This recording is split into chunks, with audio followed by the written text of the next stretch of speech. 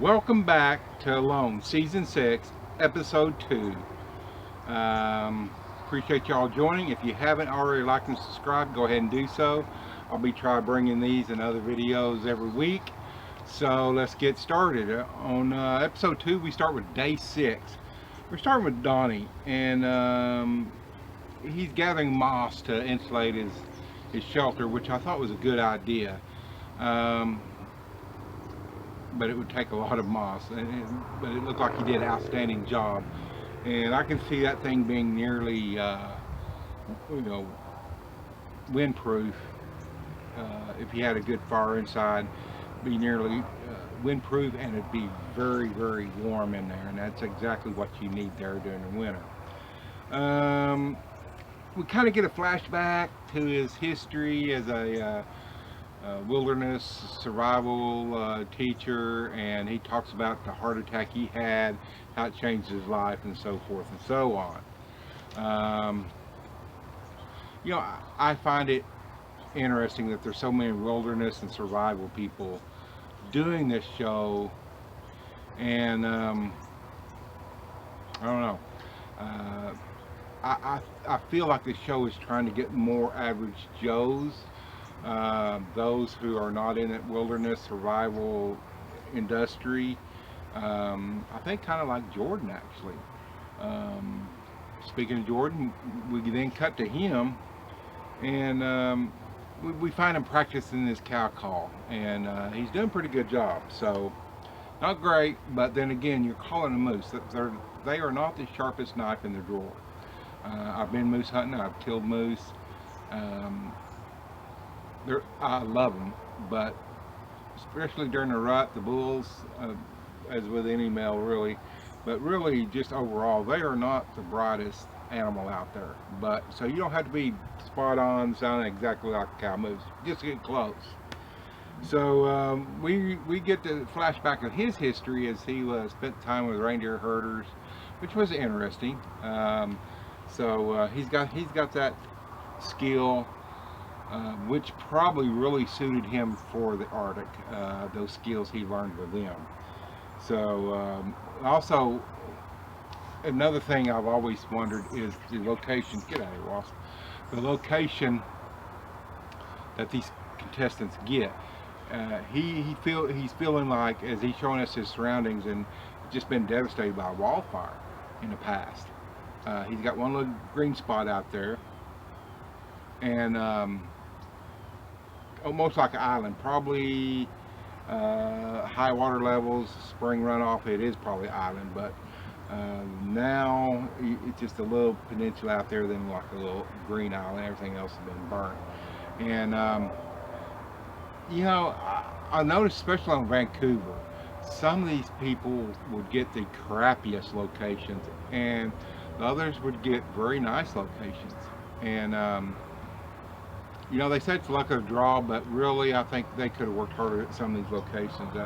I think all these contestants should be starting out on a level field. So anyway, as we know further in the season, it could be actually helpful to him, whether he realizes it or not. So then we go over to Nikki. We're looking at Nikki. She's asleep. She says it's late in the morning, and she's not a morning person. Um, she she's sitting there whittling. I forgot what she's whittling on. Maybe a slingshot or something like that. And right off the bat, she's cutting this way. And I'm like, crap, you're cutting the wrong way. And just about that time she cut herself. I said, oh, don't want to be one told you, but I told you. And it's not that bad, although, anytime you're out there, any kind of wound is not good. So she's fretting about, having to tap out because of this. And I'm thinking, it doesn't look that bad.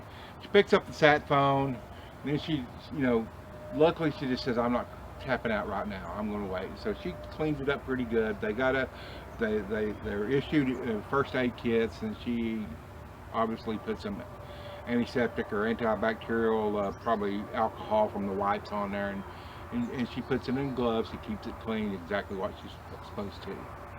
And that was the end of day 6. On day 7, we're back with Donnie again, and he's cutting firewood, um, and he probably gets a little bored and decides to go hunting, and he's kind of wandering around. Gets down by the lake. He's sitting there and hears something over in the brush. He gets up, grabs his bow, and goes over. And we can't really see what he's shooting. It looks like he's just shooting into a jungle. But obviously, he sees something and he shoots. And it's a muskrat. He cleans it out and takes it back to camp, puts it over his fire, cooks it, and shows him eating. And he goes back to cutting firewood. Well, then we cut to about 2 hours later, and he starts complaining of abdominal cramps, nausea. He's just not feeling good at all. Then then we cut to Michelle actually, and she's acting like a goofy reporter with a stick and out there in the wild. And she goes on about having never caught a fish yet, or caught a land animal yet, and so she is. Doing their thing when they're out there in the bush. They're looking for stuff. They're just getting to know their lay of land. She comes across a 55-gallon barrel, takes it back to her camp. She makes a little raft on it, and then she puts fishing lines on it, and obviously it's tethered to the shore, and she pushes it out in the lake to fish from. And kind of ingenious idea, I thought. I liked it. I don't know. I just don't think a lot of these contestants had experience fishing in a lake like that. Maybe it's not quite as much experience fishing as some of them thought they did. So, because some of them do very well, some of them do very poor. So hey, I give her an A for effort and ingenuity. So anyway, and then we go on to Nikki again. She's checking her wound. It looks good. I'm glad she didn't have to tap out over cut like that. She chose a cut. It's a valid cut.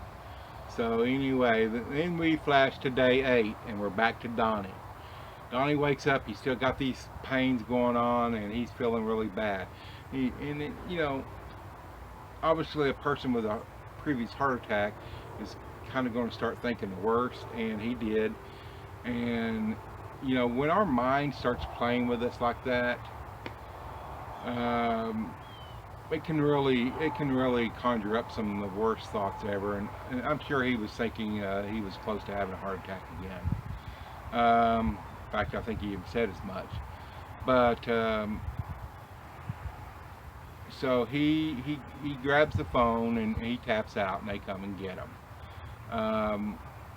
I've never heard or read what the official diagnosis was, but being a muskrat, I believe he probably undercooked that meat, and the muskrat could have had something else, but I think if you properly cook the meat, you're going to kill, well, you will kill any parasite that the meat has, and I just don't think he cooked it very well. He could have got beaver fever from it.